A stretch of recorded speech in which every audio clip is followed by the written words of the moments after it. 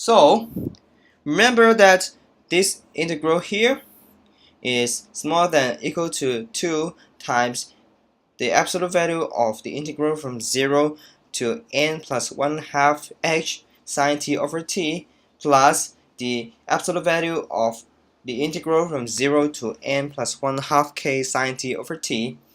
And we know that this expression and this expression are also bounded above by the supremum of the integral from 0 to x of sine t over t for all x.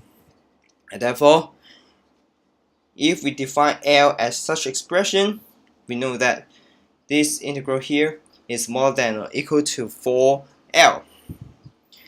And by the definition of f0 plus, for all epsilon greater than 0, we know that there exists a h3 which is smaller than h1 and h2 such that the absolute value of fh minus f0 plus is smaller than epsilon over 16 times L, as 0 is smaller than h is smaller than h3. And after that, we can approximate this integral, and we split it into the first part,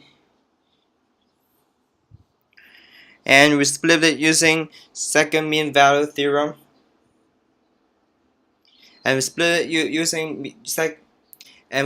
using second mean value theorem, that we can get these two expressions.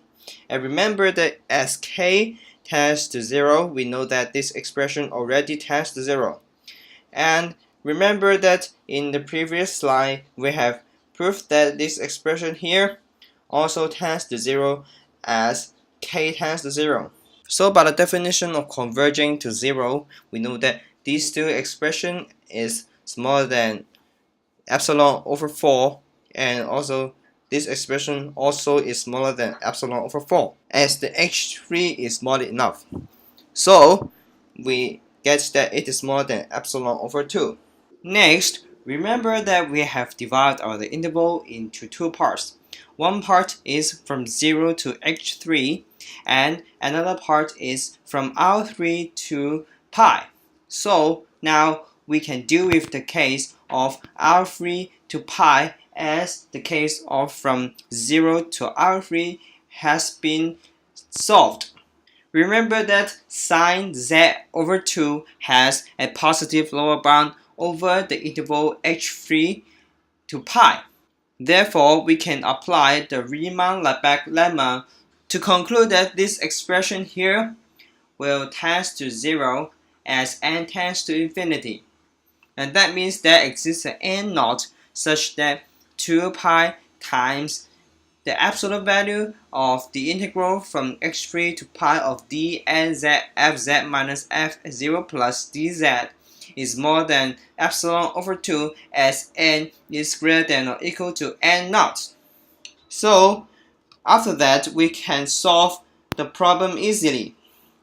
Well, remember that 2 pi times the integral from 0 to 2 pi of dnz fz minus f0 plus dz is smaller than or equal to 2 pi times the absolute value of the part from h3 to pi, and another part is from 0 to h3.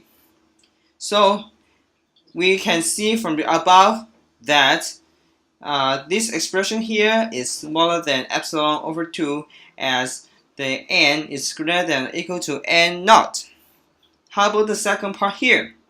And remember that we have split this integral into two parts. One part is the first expression here, and the second part is the second expression here. And remember that we have proven that these two expressions here, the first expression is smaller than epsilon over 2, and the second expression is smaller than epsilon over 4. Therefore, this expression here is smaller than epsilon over 4 and plus epsilon over 2 plus epsilon over 4, and therefore it sums up to 2 pi epsilon. And therefore we have proven that the Fourier series tends to the average between f0 plus and the f0 minus. So this is the end of the video about another result about the convergence of Fourier series.